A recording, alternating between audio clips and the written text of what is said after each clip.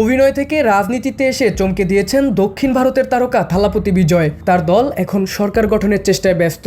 তবে সিনেমা থেকে রাজনীতিতে এসে সবাই সফল হয়নি। কেউ দীর্ঘদিন রাজনীতিতে টিকে থাকলেও কেউ আবার বিতর্ক আর রাজনৈতিক চাপে খুব দ্রুতই সরে গেছেন। তেমনই একজন অমিতাভ বচ্চন। ৮০ দশকে বলিউডের সবচেয়ে জনপ্রিয় তারকা হয়েও বন্ধুত্বের টানে রাজনীতিতে নামেন তিনি। ১৯৮৪ সালে রাজীব গান্ধীর আহ্বানে কংগ্রেসের হয়ে এলাহাবাদ থেকে লোকসভা নির্বাচনে অংশ নেন অমিতাভ। প্রতিদ্বন্দ্বী হিসেবে ছিলেন অভিজ্ঞ রাজনৈতিক হেমাবতী, কিন্তু জনসমর্থনের জোয়ারে রেকর্ড ব্যবধানে জয় পান তিনি। তবে দিল্লির রাজনৈতিক অঙ্গনে খুব দ্রুতই বদলে যেতে থাকে পরিস্থিতি। প্রধানমন্ত্রীর ঘনিষ্ঠ হওয়ায় দলের ভেতরেই তৈরি হয় অস্বস্তি। এর মধ্যেই সামনে আসে আলোচিত বফর্স কেলেঙ্কারি। অভিযোগ ওঠে বচ্চন পরিবারের বিরুদ্ধেও, যদিও পরে তদন্তে তার বিরুদ্ধে কোনো প্রমাণ মেলেনি। রাজনৈতিক চাপ, বিতর্ক আর মানসিক অস্থিরতায় শেষ পর্যন্ত মাত্র ২ বছরের মাথায় সংসদ সদস্য পদ থেকে পদত্যাগ করেন অমিতাভ বচ্চন। এরপর আর কখনো সক্রিয় রাজনীতিতে ফেরেননি তিনি।